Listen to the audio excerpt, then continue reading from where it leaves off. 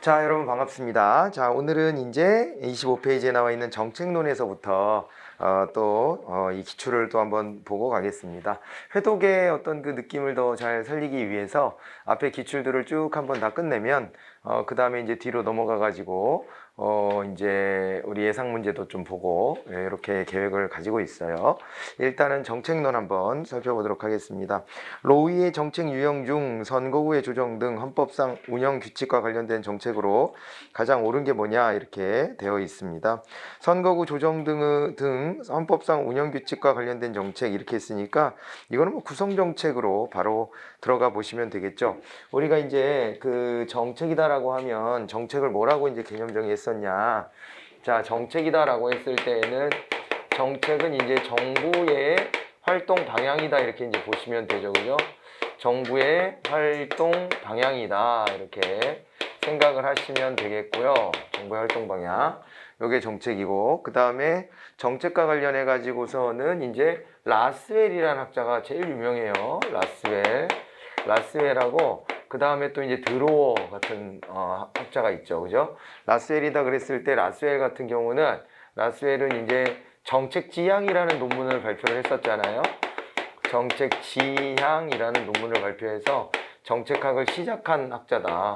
1951년도에 정책학이 시작됐다. 저 때는 뭐 유행은 못했다 그런 얘기를 했습니다. 유행은 못한 이유가 뭐 아시죠? 네, 유행이 안 된 이유가 일단 당시에 이제 행태학의 어떤 그 흐름이 매우 강력했었기 때문에 이게 이제 그렇게까지 인기는 못 끌었다가 드로어 시대 뭐 정도 되면은 이제 인기를 끌었다라고 보면 되겠죠. 드로어 같은 경우에는 초합리성이라고 하는 게 항상 중요하게 이제 작동이 됩니다. 초합리성이라고 하는 게. 자, 이렇게 해가지고 라셀과 드로어 이렇게 나눠서 보시면 되겠고, 그 다음에 이제 1번 문제에 나와 있는 것처럼 정책의 이제 분류예요. 정책 분류. 정책을 분류해 본 학자로서는 대표적인 사람이 이제 로위가 있었어요. 로위가 있었는데, 로위 같은 경우에는 이제 이것을 있잖아요. 강제력의 행사 대상과 그 다음에 이제 강제력의 행사 방식에 따라서 이제 나눠본 거죠. 그래서 먼저 강제력의 행사 대상을 나눠봤습니다. 로이가 그죠? 강제력 행사 대상을 나눠봤는데 강제력 행사 대상이 어떻게 되느냐 그랬을 때 로이가 봤을 때요. 강제력 행사 대상이 여기에 이제 개별 뭐 주체들이냐 개별 주체들과 아니면은 이들을 둘러싸고 있는 이제 환경 뭐 이렇게 이제 나눠본 거 아니겠어요, 그죠? 개별 주체냐 환경이냐 이걸 나눠봤고 그 다음에 이제 강제력의 행사 방식이에요, 그죠? 강제력 정책이라는 게 어차피 강제력인 거니까 강제력의 행사 방식 이렇게 해가지고 이게 간접적이냐 직접적이냐 이렇게 나눈 거죠. 간접적이냐 직접적이냐 이렇게 나눠가지고 이렇게 했을 때 여기에서 네 가지 정책 유형이 나오는데 여기가 이제 배분 정책, 분배 정책 이렇게 되는 거죠. 분배 정책이 되고 이쪽이 이제 반대가 재분배 정책이었어요. 재분배 정책이었고 그 다음에 이쪽이 이제 규제 정책 그리고 이쪽이 바로 이제 이 문제의 주인공 구성 정책이 됩니다. 그런데 이제 다른 학자들은 로이의 어떤 정책 분류를 바탕으로 해가지고 정책 분류를 또 시도를 하는데 그럴 때 보면은 이제 이 구성 정책은 빼고 사실은 나머지를 가지고 응용들을 많이 했어요. 그죠? 예, 그래서 여기서 보면 이제 또 다른 학자로 우리가 이제 볼 수 있는 게 알몬드 포웰 같은 학자가 있었죠. 그리고 리플리 프랭클린 같은 학자가 있었고, 솔리스베리 같은 학자가 있었는데, 여기에서 이제, 리플리하고 프랭클린 같은 경우에는, 리플리 앤드 프랭클린 같은 경우에는 어떻게 됐냐면 리플리와 프랭클린은 이렇게 갔습니다. 이들은 여기서 세 가지를 따죠. 일단은 이제 분배 정책을 땄고 그 다음에 규제 정책을 따왔고 그리고 또 하나가 이제 재분배 정책을 따온 거죠. 재분배 정책을 따왔다. 이렇게 따왔는데 여기서 이제 규제 정책이 크게 두 가지로 나눠지는 거예요. 그죠? 예, 규제 정책이 두 가지로 나눠지는데 하나가 이제 경쟁적 규제 정책. 반드시 여기다 경쟁적 규제를 써야 돼요. 왜냐면은 요게 분배 정책에 좀 가깝다, 성질이. 그리고 이제 보호적 규제 정책은 재분배 정책이 좀 더 가깝다. 이렇게 이제 봐야 되는 거죠. 요걸 이렇게 둘로 나눴었고, 그 다음에 이제 알몬드하고 그 다음에 이제 포웰 같은 경우에는 여기는 이제 어떻게 했냐면은 저기서 이제 분배 정책과 그 다음에 규제 정책을 따오고요. 분배 정책 그리고 규제 정책을 따왔고 여기다가 두 가지를 이제 덧붙입니다. 그죠? 두 가지를 덧붙이는데 그게 이제 상징 정책과 추출 정책이에요. 상징 정책 그리고 추출 정책 이렇게 이제 들어가는 거였어요. 이렇게 들어가는 거였고 그 다음에 여기다가 이제 또 솔리스베리는 잘 나오진 않는데 솔리스베리 왠지 건강해 보이는 이름이에요. 그죠? 솔리스베리. 자, 그런데 이제 여기는 보면 이제 분배 정책과 그 다음에 규제 정책과 그 다음에 이제 재분배 정책과 이 세 가지를 놓고 여기다 규제 정책에다가 플러스 해가지고 여기다 자율 규제 정책이라고 하는 거. 자율 규제 정책이라고 하는 것을 하나를 추가를 했었죠. 네, 자율 규제 정책. 요거를 추가해 가지고요. 자율 규제다 그랬을 때에는 자율 규제 같은 경우는 요거는 이제 자율적으로 규제하는 것이니까 자기네들 내부의 규율을 자기들이 정하고 그 다음에 그걸 바탕으로 자기들이 이제 그죠? 예, 자기들이 저기를 하는 거예요. 자기들이 통제를 하는 거예요, 직접적으로. 예, 그래서 뭐 변호사협회나 의사협회 같은 데들 이런 어떤 직능 단체들한테 정부가 이 규제 권한을 넘겨주고 있는 경우들이 있다.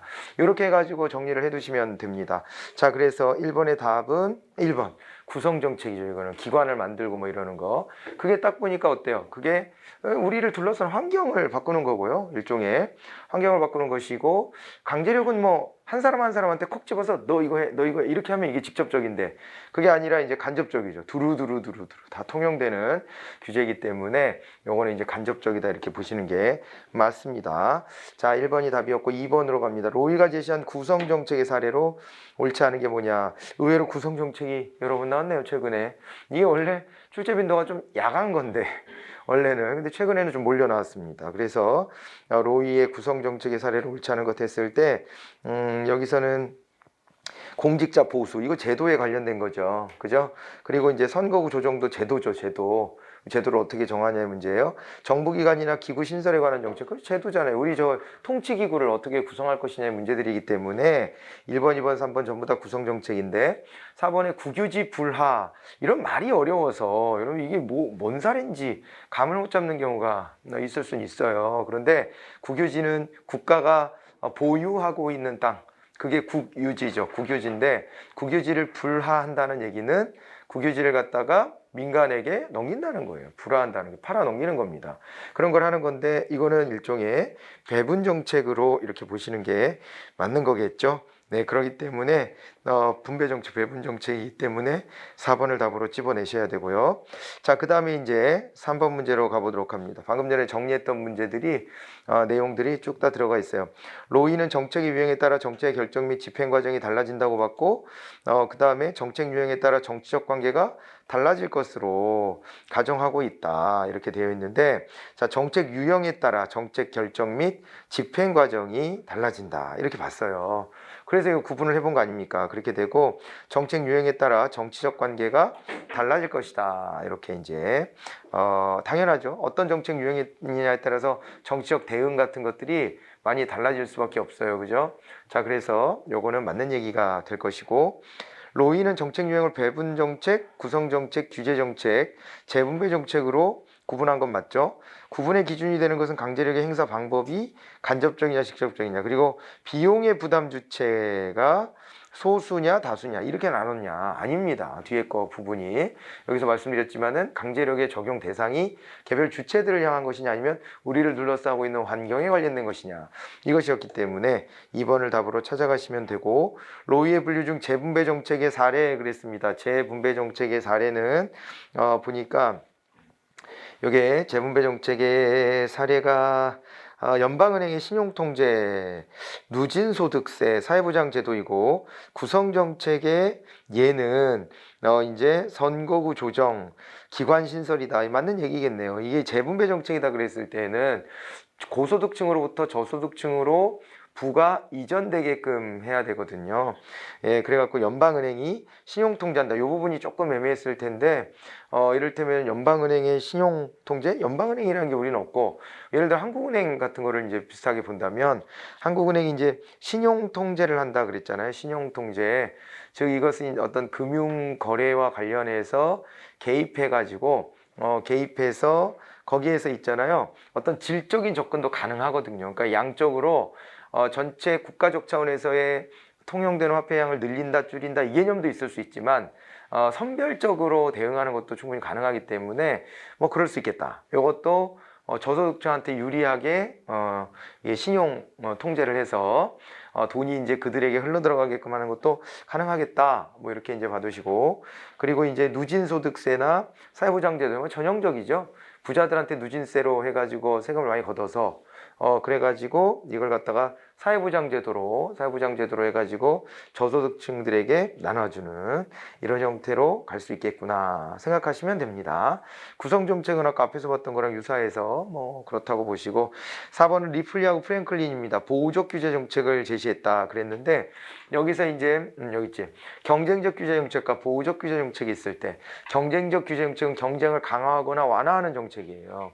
그래서 그것이 분배 정책하고 좀 비슷할 수 있다 그런 얘기인데, 어떤 자원이 얼마만큼 이제 시장에 공급돼야 되는가의 문제, 그렇게 이제 기결이 되거든요.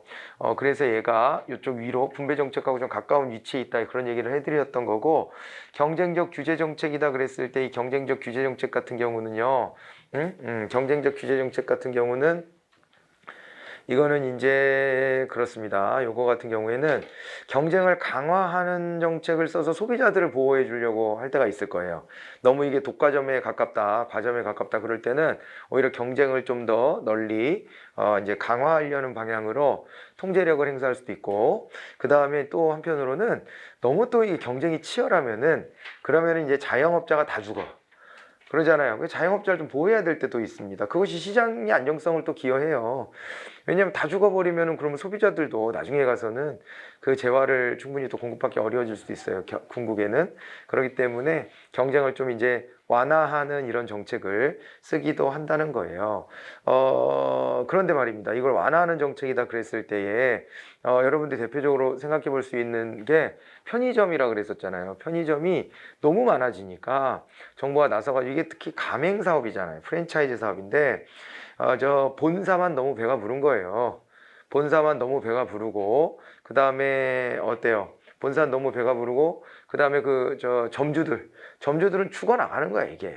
그래가지고 이걸 뭐 야간에 영업하는 걸 강제하는 것도 못하게 하거나, 아니면은 지금 현재 편의점들이 많이 있는 곳에는 편의점 신설을 못하게 한다든가 이런 식으로. 그리고 이제 표준계약서 같은 것도 공정거래위원회가 제시해서 이런 기준을 가지고 계약서를 작성해라, 이렇게 또 방향을 정해주기도 하고 그랬습니다. 그래서 그런 게 바로 이제 경쟁적 규제 정책이고, 보호적 규제 정책은 사회 전반의 어떤 그 기준을 만드는 거예요. 우리 삶의 질과 관련된. 그래서 얘가 앞서서 봤었던 규제의 유형 중에서 사회적 규제라고 하는 게 있었잖아요. 그거랑 좀 비스무리꾸리하다 이렇게 보실 수가 있을 텐데, 여기 보시면은 이제 이는 소수자나 사회적 약자 그리고 일반 대중을 보호하기 위해서 개인이나 집단의 권리 행사 행동의 자유를 제한하는 것이다, 이렇게 연결해서 보실 수가 있을 거예요. 그래서 3번의 답은 4번으로 4번이란다. 2번으로 이렇게 보시고 나머지는 다 맞는 것으로 이렇게 정리를 하시면 되겠네요. 자, 이번에는 4번 문제로 왔는데요. 예, 여기는 이제 킹던의 정책창 이론이라고 하는 게 있습니다. 자, 우리가 이제 이것도 한번 봅시다. 이거 4번 하기 전에 정책에 있잖아요. 정책에 과정이 있어요. 정책 과정. 얘를 보게 되면은 정책 과정은 큰 틀에서 보면 어떻게 됐었냐면은 정책에 이제 의제 설정이 필요하죠. 보편적인 과정을 보면 정책의 의제 설정이 먼저 이루어져야 되고, 의제 설정 이후에 이제 정책 결정이 이루어져야 합니다. 정책 결정이 이루어져야 하고, 그 다음에는 어떻게 돼요? 정책 결정이 이루어지고, 그 다음에는 이제 정책의 집행이 이루어져야 돼요. 정책 집행이 이루어져야 되고, 집행이 다 이루어졌으면은 그 다음에는 정책에 대한 평가가 또 나타나야 됩니다. 각각 이제 연구됐던 시점도 우리가 좀 보면은 차이가 좀 존재한다 그랬었죠. 그래서 초창기 때 1950년대 때부터 연구가 됐던 것은 1950년대에 정책 결정론 이런 것들이 주였고요. 60년대가 되면 무의사 결정론의 연구가 이제 나와요. 그러면서 정책 의제 설정에 누가 영향력을 갖느냐 뭐 이 부분을 가지고 이제 우리가 또 많이 연구를 했다고 하고, 그 다음에 1970년대가 되면 정책 집행과 정책 평가에 대한 얘기, 요게 이제 많이 나타나게 됐다 이렇게 얘기를 하죠. 왜냐하면 저게 이제 그레이트 소사이어티라고 하는 위대한 사회 건설이라고 하는 것이 이제 삑사리가 났고, 그 다음에 또 이제 거기에서 또 오클랜드 사업이라는 거, 이거 완전 개실패했고, 이러면서 이제 정책 집행과 평가에 대한 관심이 많아졌고, 그리고 이제 평가와 관련해 가지고서는 평가에 대해서는 이렇게 되는 거죠. 여기서 이제 그 이후에 환류로 가는 거예요. 환류. 그래서 환류로 가서 여기 이제 다시 이제 재투입시켜 버리기도 하고, 그 다음에 이제 여기에서 정책에 대한 종결 뭐 이런 게 또 관심을 또 받게 되기도 합니다. 이것은 1980년대 특히 정책 종결에 대한 관심이 좀 늘어나는데, 이때가 이제 신자유주의 흐름이 있고 감축 관리해야 된다 이런 게 있었기 때문에 정책이 한번 만들어지면은 이게 왜 안 없어지냐, 도대체가 정책이 없어지기도 해야 되는 거 아니냐, 그래가지고 정책 종결까지 이렇게 연결 되어서 표현을 해볼 수가 있습니다. 그래서 1950년대부터 쭉 해가지고 1980년대까지 정책 과정 이렇게 이제 전개가 됐는데, 흐름은 이렇습니다. 이 중에서 있잖아요. 이 중에서 우리가 이제 그 정책 결정론에 쓰레기통 모형이라고 하는 게 있어요. 집단적 정책 결정 모형 중에 쓰레기통 모형이라는 게 있다. 이게 어떻게 보면 점증주의 이론의 확장판 뭐 이렇게도 볼 수가 있습니다. 왜냐하면 정치적 합리성을 추구하는 거거든요. 둘 다 공통점이 있다면, 우리가 점증 모형이 정책 합리성이죠. 그래서 기존 정책의 바탕을 두고 조금 뭐 문제되는 것만 좀 바꿔볼까 이렇게 하는 건데, 쓰레기통 모형 어때요? 이거가 그 논리 구조가 똑같진 않아요. 그런데 정치적인 과정을 중시한다. 쓰레기통 모형도 그렇잖아요. 그러니까 어떤 그 참여자의 흐름과 해결책의 흐름이라고 하는 거, 이런 부분들이 같이 좀 연결돼야 되기 때문에요. 그래서 요 중에서 이제 쓰레기통 모형이라는 걸 보면, 쓰레기통 모형 요거를 보게 되면은 요거는 이제 네 가지 흐름이 이제 중요했어요. 요거는 보면 네 가지 흐름이 있는데, 이 흐름들이 만났을 때에 정치적으로 이게 어떤 정책 결정이 이루어진다 뭐 이런 거였습니다. 그래서 문제의 흐름이 있고요, 문제의 흐름이 있었고, 그 다음에 또 뭐가 있었어요? 문제의 흐름과 그 다음에 해결책의 흐름이 있어야 된다고 그랬어요. 해결책이 뚜렷하지 않으면, 해결책의 흐름이 뚜렷하지 않으면 그러면은 이제 이게 그 쓰레기통 모형, 요게 이제 작동할 수가 없어요. 쓰레기통 안에서 여기에 이제 어떤 하나의 결정을 내기가 어렵죠. 그리고 이제 또 하나가 정치적인 것들인데, 여기에 이제 참여자의 흐름이 있죠, 그죠? 참여자의 흐름이 있고요. 그리고 또 하나가 기회였어요. 기회의 흐름. 이렇게 돼 있었던 것인데, 이거를 갖다가 쓰레기통 모형을 갖다가 어떻게 했다는 겁니까? 얘를 갖다가 여기로 이렇게 의제 설정 이론으로 끌고 들어간 학자가 바로 이제 킹던이죠. 킹던의 정책창 모형이라고 하는 게 있는 거예요. 정책창 모형. 이렇게 됩니다. 킹던의 정책창 모형. 그러니까 이 논리를 갖다가 정책 의제 설정으로 끌고 들어간 거예요. 끌고 들어갔는데, 이 정책창 모형에서도 그래서 흐름이 크게 세 가지가 이제 있습니다. 여기서 보면 문제의 흐름이 있고요. 문제의 흐름이 있고, 그 다음에 뭐가 있냐면은 정책의 흐름이 있어요. 정책의 흐름이 있고, 그 다음에 또 하나가 정치의 흐름이 있습니다. 정치의 흐름이다. 이렇게 이제 되어 있어요. 그래서 각각 보면 이 문제의 흐름은 여기 이렇게 똑같잖아요. 그죠? 문제의 흐름은 똑같고 사실은 정책의 흐름이라는 게 이렇게 해결책의 흐름이다라고 하는 거 좀 연계가 되고, 여기 참여자의 흐름이나 기회의 흐름은 이 정책의 흐름하고 이렇게 좀 맞닿는 구석이 좀 있어요. 있지만은 용어는 철저히 구분해 줘야 된다 이 말입니다. 용어는 철저히 구분해 줘야 된다. 됐나요? 이 용어 세 가지 용어랑 요 밑에 쓰레기통 모양에서의 네 가지 흐름의 이름이 겹치는 게 딱 하나고 나머지는 다 다른 거다. 이렇게 아예 그냥 따라 들어가셔야 돼요. 예. 이렇게 해가지고 판단을 하시고요. 자, 그리고 이제 됐죠? 그렇게 하시고 그리고 넘어가 봅니다. 이제 그렇게 하면서 킹던의 정책창 이론에 대한 설명을 한번 좀 더 가보는데, 문제에 대한 대안이 존재하지 않으면 정책창이 닫혀버려요. 그래서 요거를 이제 킹던 같은 경우엔 정책창이 열리는 계기와 닫히는 계기로 설명을 했는데, 정책창이 닫혀버릴 수도 있다. 문제에 대한 대안이 존재하지 않는다면. 그런 얘기를 했어요. 그 대안이라는 게 바로 정책의 흐름이거든요. 이 정책이 뚜렷하지 않으면, 이 아직은 정책 의제 설정이니까 확실한 정책이 뭐다라고 말하기는 어렵지만 대충 이제 감이 와야 되잖아요. 아, 요거 이런 식으로 해결할 수 있을 것 같은데 라는 감이 와야 되는데, 그것이 오지 않으면 그러면은 정책창이 훅딱 닫혀버린다, 이렇게 보시면 됩니다. 정책의 창은 국회 예산주기, 정기회 개최 등의 규칙적인 경우뿐 아니라 때로는 우연한 사건에 의해서 열리기도 한다, 이렇게 되어 있습니다. 네, 뭐 그렇습니다. 국회 예산 주기나 정기회 개최면은 정책창이 열리는 거예요. 국회 예산 주기다 그랬을 때는 그때는 모든 정책을 놓고 한판 또 승부가 펼쳐지지 않습니까? 그렇기 때문에 이럴 때 이제 국회 예산 주기에 따라서 이제 정책창이 열리기도 하고요. 정기회기의 개최, 이게 뭐 이것도 마찬가지잖아요. 정기회기, 뭐 우리 국회에서 예산을 심의 의결하는 게 정기회 기간에 하는 거예요. 정기회 기간은 1년에 한 번 9월 1일 날 개회하는 것을 원칙으로 하고 있기 때문에 그거에 따라 가지고 그때 예산도 심의하고 의결하고 하는데, 요럴 때 이제 정책창이 열리는 거고요. 때로는 우연한 사건에서 열리기도 한다. 어떤 충격적인 사건이 딱 있으면 정책창이 열리죠. 예를 들어 세월호 사건 같은 아주 전 국민에게 트라우마를 남긴 그런 사건, 아주 안타까운 그런 사건이 벌어졌을 때 그것 때문에 이제 해운협회가 어떻게 활동하는지, 이게 지금 얘네가 어떤 구조적 문제가 있는지, 이런 것들을 우리가 그제서야 들여다보게 됐잖아요. 그 전에는 그냥 뭐 잘하고 있겠거니 하고 그냥 맡겨놨던 부분인데, 이런 부분들이 이제 제대로 또 이제 그 한번 관찰하게 되는 이런 계기가 돼가지고 그래가지고 이 정책창이 열리게 됐다, 이렇게 볼 수가 있는 거죠.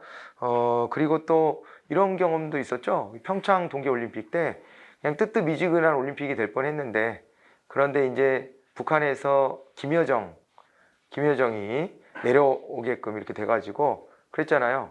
그래가지고 평창 동계올림픽 아무 관심이 없었는데 그것 때문에 관심을 확 받은 거예요. 그렇잖아요. 이게 후진국 때는 국뽕이 굉장히 심해가지고 올림픽 이런 거 하면 난리도 아니에요. 난리도 아니야. 그런데 이게 선진국으로 가면 갈수록 그것이 뭐 일상생활의 즐길거리 중에 하나밖에 안 돼. 그렇기 때문에 우리나라에서 하면은 그래도 보러 갈 수 있는 기회가 있네, 뭐 이런 거, 그게 좀 쉬워졌네, 그런 느낌이지, 이게 뭐 관심 있는 사람들이랑 관심 갖지 그걸 뭐 국가가 들썩들썩 하질 않아. 그런데 이제 북한에서 김여정을 내려보내가지고 그것 때문에 이제 관심이 확 늘어나게 됐고, 그리고 이제 그 계기로 남북 간의 대화, 이런 게 이제 정책창이 열렸다. 그러니까 이 우연한 사건, 우연한 계기, 이런 것들로도 정책창이 열리는구나. 자, 그리고 문제의 흐름, 이슈의 흐름, 정치의 흐름. 그런데 이슈의 흐름이란 말은 없습니다. 이슈의 흐름이 아니고 이것은 뭐의 흐름? 정책의 흐름이 거기 들어가야 되죠. 그래서 3번이 답이 됐고요. 마치와 올슨이 제시한 쓰레기통 모형을 발전시켰다, 이렇게 했는데, 마치, 올슨 이런 학자들을 얘기했어요. 여기가 쓰레기통 모형이 코헨, 올슨, 마치 이런 학자들이에요.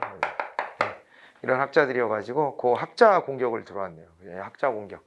이게 이제 학자 이름 공격이 좀 우리한테 또 좀 힘든 부분이기도 한데요. 자주 그러진 않으니까 뭐 익숙해지는 학자 중심으로 기억해 놓으시면 되지 딸딸딸 외울 것까지는 없는데, 여기는 약간 공격이에요. 왜냐하면 이것까지 다 외워야 되느냐, 꼭 그렇진 않은데 이렇게 공격이 들어왔어요. 네. 자, 뭐 아무튼 근데 답은 3번으로 쉽게 찾았을 거라고 보여집니다. 5번으로 갑니다. 정책 의제 설정론에서 정책 네트워크에 대한 얘기가 나와 있어요. 정책 의제 설정에서 쭉 한번 해보면 이제 정책 의제의 설정에 영향을 미치는 주체들에 대한 이 연구들을 한단 말이에요. 거기에 보면은 어떤 시민들이 정당을 만들거나 시민단체를 만들거나 이익 집단 같은 거 만들어서 활동하고 뭐 언론을 활용하고 뭐 이런 것들이 나오고요. 이제 그것뿐만 아니라 전문가 집단 같은 것도 영향을 미칠 수도 있고, 아니 그러다 보니까는 이게 도대체 다수 대중에 의해서 정책 의제가 설정되는 거냐? 아니면은 이제 엘리트들, 일부 그 엘리트들에 의해서 결정되는 거냐? 이거 가지고도 이제 뭐 이렇게 그죠? 고민들이 많아요. 그런 거 가지고도 논쟁을 오랫동안 해왔단 말이에요. 그렇게 했는데 그런데 이제 이번에는 뭘 보냐면 이게 어떤 한 주체만의 문제가 아니라 정책적으로 이렇게 연계되는 네트워크가 있고 그 네트워크가 이 정책 의제 설정을 주도한단 말이에요. 이런 이론이 있어요. 그래서 이게 정책 네트워크 이론이다. 이렇게 얘기를 하는 거죠. 정책 네트워크 이론이다. 이렇게 얘기를 하고, 정책 네트워크 이론은 일단은요, 미국 쪽에서 시작이 돼요. 그죠? 미국 쪽에서. 그래서 이게 1960년대에 보면은 여기에 이제 하위 정부 이론이 나왔습니다. 하위 정부론이라고 하는 게 나왔고요. 다른 말로는 우리가 철의 삼각이다. 이렇게 얘기를 했죠. 철의 삼각이라는 게 튀어나와 버렸어요. 자, 그래갖고 여기에 이제 보면은 이익 집단하고 이익 집단이 있고 이익 집단과 그 다음에 의원인데 정확하게는 이제 여기에서 소관 상임위원회가 있고요. 상임위원회 위원들 이런 사람들이 이제 관여가 되고 그 다음에 또 보면은 여기 이제 관료들도 연계가 돼가지고 이렇게 해서 철회동맹 엄청나게 폐쇄적인 자기들끼리 다 헤쳐먹는 그래서 여기에 이제 대통령 같은 최고 지도자가 관심을 크게 보이지 못하는 영역에 관련해 가지고 이렇게 이제 하위 정부 이런 게 이제 형성된다 뭐 그런 얘기를 하는 것이고요. 그 다음에 또 이제 미국에서 또 하나 더 보면 미국에서 보면은 여기 이제 1970년대가 되면은 요거에 대한 비판으로 하위 정부론에 대한 비판으로 해가지고 해클로라는 학자가 해클로가 뭘 제시했어요? 해클로가 이슈 네트워크라고 하는 것을 제시를 했어요. 이슈 네트워크 이론을 제시했는데 이슈 네트워크가 매우 개방적이에요. 왜 개방적이고 이슈별로 그냥 관심 있는 사람 다 들어올 수 있어. 다 들어올 수 있고 그 다음에 어떻게 돼요? 다 들어오고 그리고 이들끼리 막 자유분방하게 막 자기의 이해관계를 다 분출하는 거예요. 그 다원주의 같은 것들이 좀 전제돼 있죠. 그렇게 돼 있는데 그런데 이제 이렇게 하다 보니까 조금 이제 개방적인 건 좋은데 지속성이 좀 떨어져요. 이슈에 대한 관심의 지속성이 좀 떨어지고 그 다음에 또 이제 서로가 경쟁하는 모습밖에 안 보이죠. 자기의 이익을 관철해내기 위한 경쟁, 노력 이런 것들을 합니다. 그래서 이슈 네트워크 같은 경우에는 이슈 네트워크는 이게 포지티브 썸이 아닌 네거티브 썸, 제로섬 게임을 한다. 뭐 이런 얘기를 우리가 했던 것이고요. 자, 이제 이것에 대한 비판으로 이제 영국 쪽에서 이번에는 이제 1990년대인데 90년대에 로즈가 있죠. 로즈가 이제 정책 커뮤니티 내지는 정책 공동체라고 우리가 부르는데요. 정책 공동체 이론을 제시를 했다 이렇게 봐두시면 됩니다. 정책 공동체 이론. 자, 그래가지고 이 정책 공동체 이론이라고 하는 것은 이런 식으로 완전 오픈되어 있는 건 아니다. 여기에 이제 어떤 정책 사안이 있을 때 이것에 대해 가지고 어떻게 돼요? 정책 공동체라고 하는 것은 자원을 배분할 능력이 있는 사이들끼리서 모여가지고 밀어주고 땡겨주고 이러면서 어떤 이슈에 대해서 정책에 대해서 꾸준히 지속적으로 이제 관심을 갖고 이걸 추진해 나가게 되는데 여기는 좀 폐쇄적이다. 아무나 거기 들어갈 수 없다. 자원을 배분할 능력이 있고 서로가 뭐가 주고받을 수 있는 관계, 기브 앤드 테이크 관계가 형성돼야 돼요. 이렇게 됩니다. 그래서 이들끼리는 막 협력도 잘 일어나는데 그래서 이들끼리는 포지티브성 게임이 벌어진다. 이런 얘기들을 했단 말이에요. 알겠죠? 네. 그렇게 해가지고 보시면 됩니다. 자, 그래서 이게 60년대부터 90년대까지 해가지고 정책 네트워크 이론이 있었어요. 자, 한번 구체적인 걸 한번 볼까요? 정책 공동체는 참여자가 이제 하위 정부에 비해서 제한적이다 그랬는데 그렇지는 않죠. 하위 정부가 가장 어떻게 보면 폐쇄적이거든요. 하위 정부론이. 왜냐면 지들끼리 다 해먹어야 되니까 가장 폐쇄적이다 이렇게 봐야 되고 그리고 정책 공동체다 그랬을 때는 요거는 그거보다는 조금 이제 그죠? 여기에 들어올 수 있는 범주가 조금 넓어지는데 그렇지만 얘도 폐쇄적이다. 둘 다 폐쇄적이에요. 그렇게 보셔야 되고 정책 공동체는 일시적이고 느슨한 형태의 집합제다 그랬는데 일시적이지가 않아요. 일시적이거나 느슨하다 이렇게 나왔으면 오히려 이슈 네트워크 이쪽이 좀 더 가까울 것 같죠. 이게요 애매하잖아요. 이 표현이 여기에 맞나? 애매하면 항상 뭐라라 그랬어요. 비교 대상을 떠올려라. 행정학에서는 비교 대상을 떠올려. 이슈 네트워크랑 비교되는 애가 정책 공동체입니다. 즉 정책 공동체는 이슈 네트워크하고 비교가 잘 돼요. 그러다 보니까 둘 중에 뭐가 더 이러냐 이렇게 생각해 보면 돼요. 그럼 이슈 네트워크가 훨씬 더 일시적이고 느슨한 형태의 집합체이기 때문에 그렇기 때문에 2번 틀린 거예요.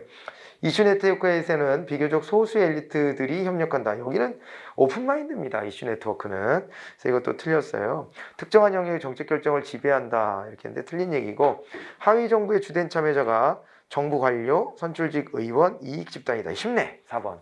답을 이렇게 찾아가시면 됩니다.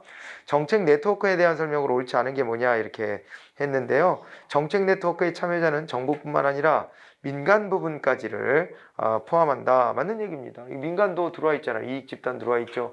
해클러의 이슈 네트워크는 아예 제한 자체가 없어요. 그렇게 되고 저쪽 정책 공동체도 민간이 있어요.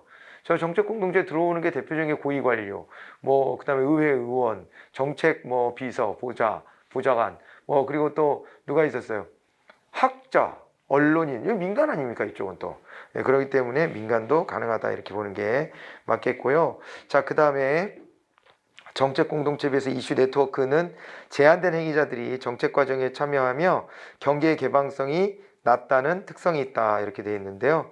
정책 공동체에 비해서 이슈 네트워크는 제한된 행위자들이 정책 과정에 참여한다 이렇게 되어 있습니다. 이건 틀려버렸죠? 이슈 네트워크가 훨씬 더 넓고 정책 공동체가 더 좁죠. 그러잖아요. 개방성은 이슈 네트워크가 더 높고 이렇게 됩니다. 그래서 제한된 행위자들이 정책 과정에 참여하며 경계의 개방성이 낮다 이랬는데 거기죠. 제한된 행위자들이 아니라 완전 오픈마인드다. 그 부분이 이제 틀린 부분이네요. 자, 그래가지고 2번이 답이 됐고 3번 해클로는 하위 정보 모형을 비판적으로 검토하면서 정책 이슈를 중심으로 유동적이며 개방적인 참여자들 간의 상호작용 현상을 묘사하기 위한 대안적 모형을 제시하였다 이렇게 했습니다. 뭐 역사적으로 봤을 때 비판했던 대상은 하위 정보론이 이제 비판 대상이었다 이렇게 이제 보시면 되고요. 그렇게 이제 비판 대상이었고 그리고 그 다음에 정책 이슈를 중심으로 유동적이며 개방적인 참여자들이에요. 이들이 이제 상호작용했다 이렇게 하는데 해클로 같은 경우에는 그래서 이것이 이제 좀 일시적이라 그랬죠. 그러니까 이게 지속성이 좀 떨어진다 이런 지적을 했습니다. 하위 정부는 선출직 의원과 정부 관료 그리고 이익 집단의 역할에 초점을 맞춘다 이렇게 해서 선출직 위원이라고도 나올 수 있는 거예요. 그러니까 왜냐하면 상임위원이니까. 네, 그런 식으로 해서 표현이 되어 있어요. 답은 2번으로 확인하시기 바랍니다. 7번으로 갑니다. 우리나라 정책과정 참여자 그랬습니다. 정책과정의 참여자에서 사법부, 국회, 행정기관, 대통령 이렇게 나왔는데 여기는 이제 공식적 정책 참여자예요. 그러니까 정책 의제 설정에도 물론 뭐 영향을 미치겠죠. 이들이 미치기는 하겠지만서도 그렇지만은 아무튼 이들은 공식적 정책 참여자다. 이렇게 이제 보셔야 돼요. 이거를 갖다가 이제 설명을 조금 드리자면은, 설명을 조금 드리자면,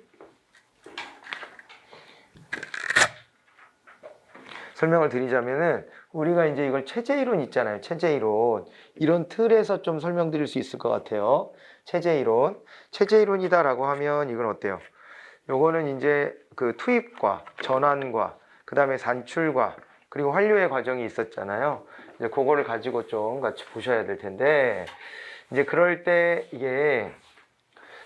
그게 이제 누가 있냐면은 이스턴이나 샤칸스키 같은 학자가 있어요.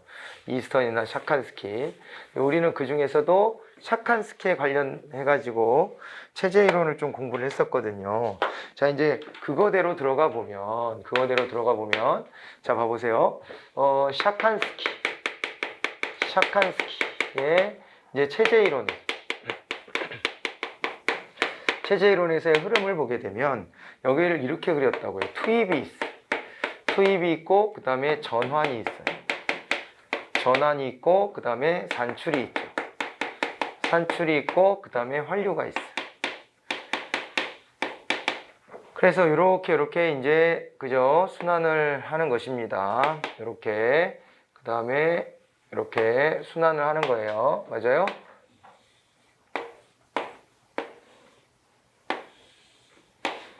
이렇게 해가지고 4단계가 순환을 하게 되는데, 여기에서 이들 있잖아요. 여기 전환과 산출을 담당하는 것은 주로 누구냐면은 여기는 공식적 정책 참여자예요. 공식적인 정책 결정자. 정책 결정 라인에 이제 딱 들어와 있는 거죠. 그래서 이들을 보게 되면 이게 정부다 이 말이에요. 이 부분은 제가 여기다가 추가해 드리는 거예요. 샤칸스키가 저렇게 말했다는 게 아니라.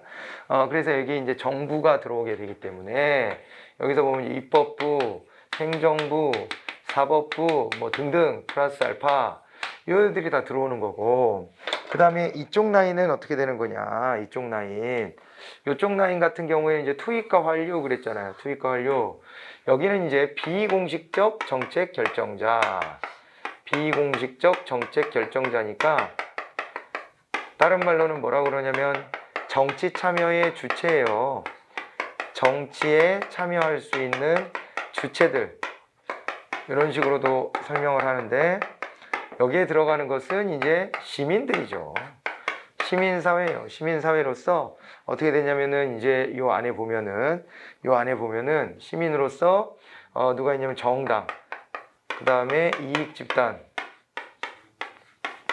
이익집단, 시민단체, 이런 데들이 있습니다. 그죠? 정당, 이익집단, 시민단체, 이런 데들. 그 다음에 플러스 뭐 언론, 그 다음에 뭐 전문가 그룹, 뭐 이런 데들이 다 들어갈 거예요. 전문가 그룹 등등.